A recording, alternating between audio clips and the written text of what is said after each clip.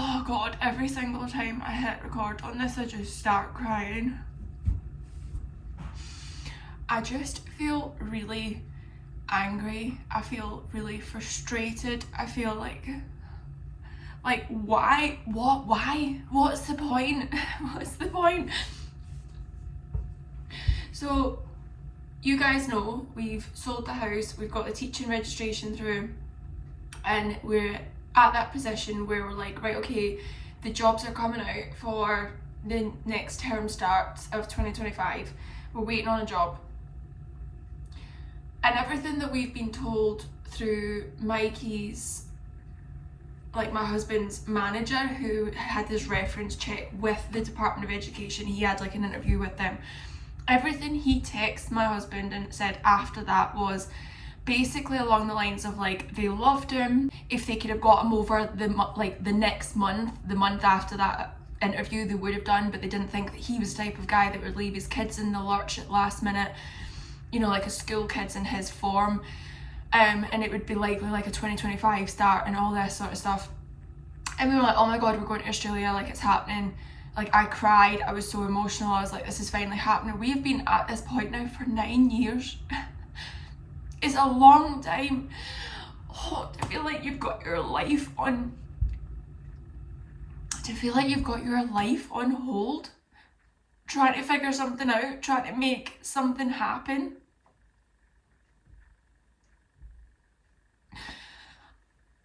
And basically he's been emailing, he got told when his teaching registration came through that the one of the principals from the teaching pool would be in touch with him. They asked for his preferences again because it hadn't been logged, even though he emailed them over. He even changed his preferences, and they replied saying, okay, all done. Changed his preferences. They were like, yeah, but it's not been logged, can you send them over again? Oh, now we've got your preferences, now we can start things. So it's like there was a delay on their end, like a human error, which is, you know, whatever, it happens, but like, come on.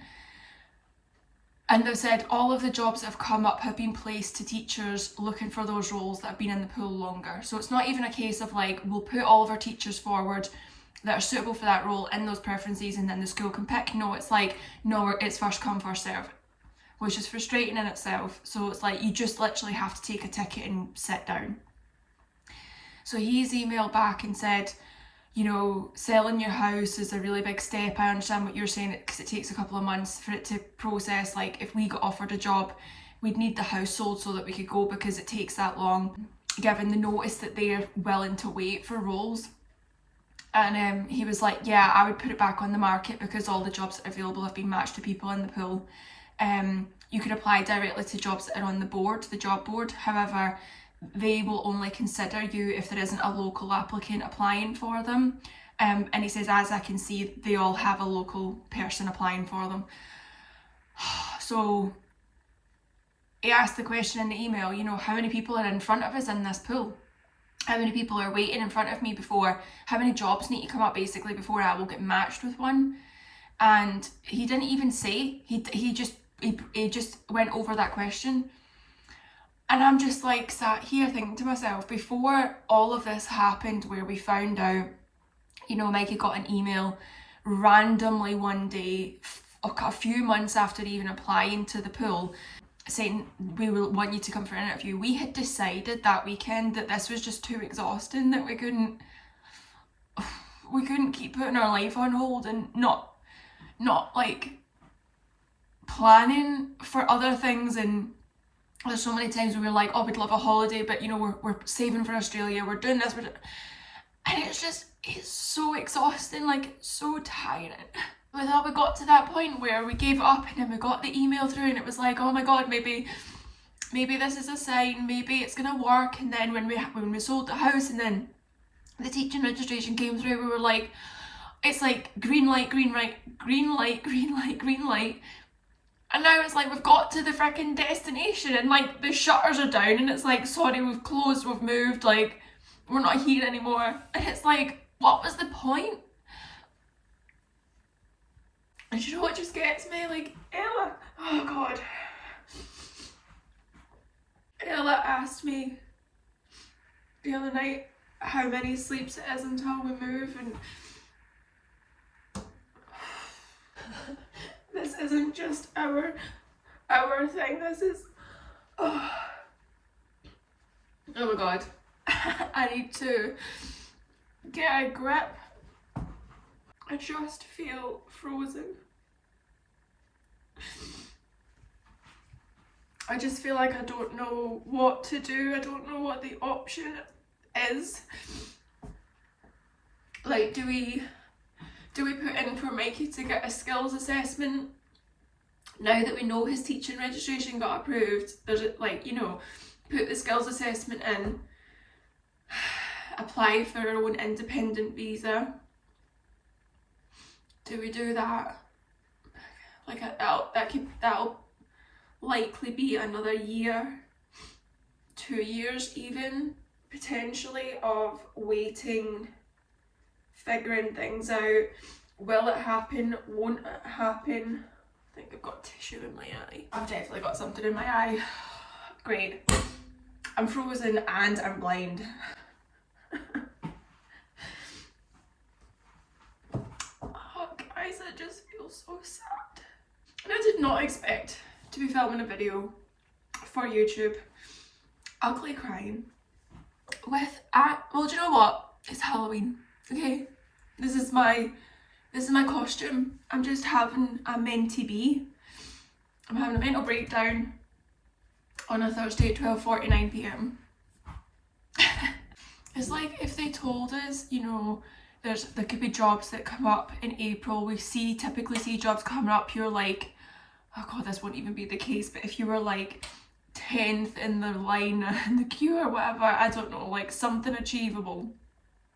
I had suggested to Mikey as a plan B that we continued selling the house, and with that money, not all of it, but like a portion of it, because we're getting like a really good profit back on the house, we could go, you know, get just a normal travel visa, go to Australia, stay in an Airbnb, a couple different Airbnbs for like 3 months, homeschool Ella, and just have a break in a sense. I feel like we, as a family, we just need, because it's not a holiday that we need, it's just a break from everything, and we could go over there and actually experience what it'd be like as a family to a certain extent, obviously not with jobs and stuff because it'd just be a travel visa, but like just go over there for 3 months, and then a job could come up in April that he could get matched to, and then we're already there, so great, we'll just fly back to WA.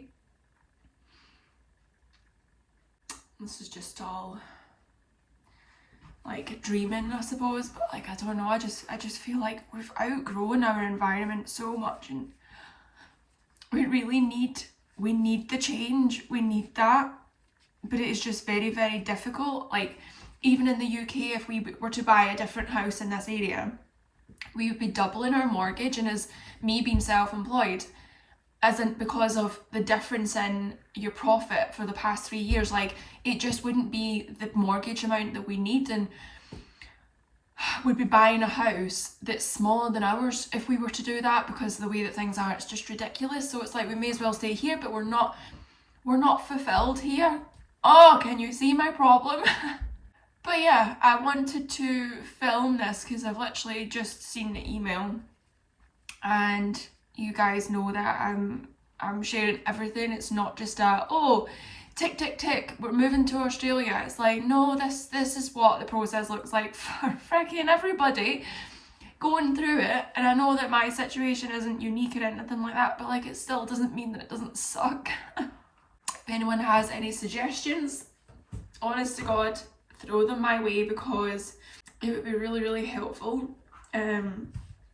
It's funny actually, because I was doing a meditation before I went to sleep the other night, like I do quite often, and I was really concentrating on like our next best steps, and oh, look at my face, our next best steps for us, and what that could look like, and what some options are. And I was just really hoping like my intuition would speak through in that moment, you know, and just be like, okay, this is what would be the best thing for you to do. I had this I was laughing because I was calling it like That's So Raven vision, you know, the Disney Channel where she was like, she gets a vision. It felt like that, where I saw like a baby ultrasound scan, and the baby was like 8-9 weeks. And at first I was like, oh my god, a third baby. That's not going to happen. And then I started to feel like a remembering of when I had a miscarriage before Axel. When we got pregnant with Axel, we had our early scan, and when I went into the private clinic, my hand was like locked on the side of the bed, and I was just like, I was gripping the sheet, and I was like, I can't lie down. I'm terrified of, you know, the worst case scenario again. And I lay down, and she did the Doppler, and she saw the heartbeat, and before I seen anything, she just flicked a switch, and I just heard the heartbeat. And I don't know if this is surprising to you, but I burst into tears. And the whole thought process of this vision when I was meditating was, I was so full of fear and expecting the worst in that moment, but the best case scenario happened as well. It's like the two things existed at the same time. It's basically like a reminder of, you can be so fearful that, you know, things won't happen, that the thing that you really want isn't going to happen, and all of this, expecting the worst. And then even when that's happening, the best thing could happen to you, and it can just surprise you so randomly. And I was thinking about that, and I was like, okay, I went to sleep so happy, because I was like, right, okay, I just need to keep the faith. Like, I just have to, you know, regulate my emotions and let myself feel what I need to feel, and still have, you know, the best thing ever happen. And getting this email today, I'm just like, what is this leading to? Like, I know everything happens for a reason, but like, what the flying? Why? Just spell it out for me. Just let me know. I need to go off this roller coaster. I've got a freaking motion sickness. Oh my god. Right, if you've made it to this point, I love and appreciate you so much. Thank you for letting me cry without switching me off. Oh my god, my eyes. This is my Halloween costume. We'll keep you updated. I'll see you all later. Bye.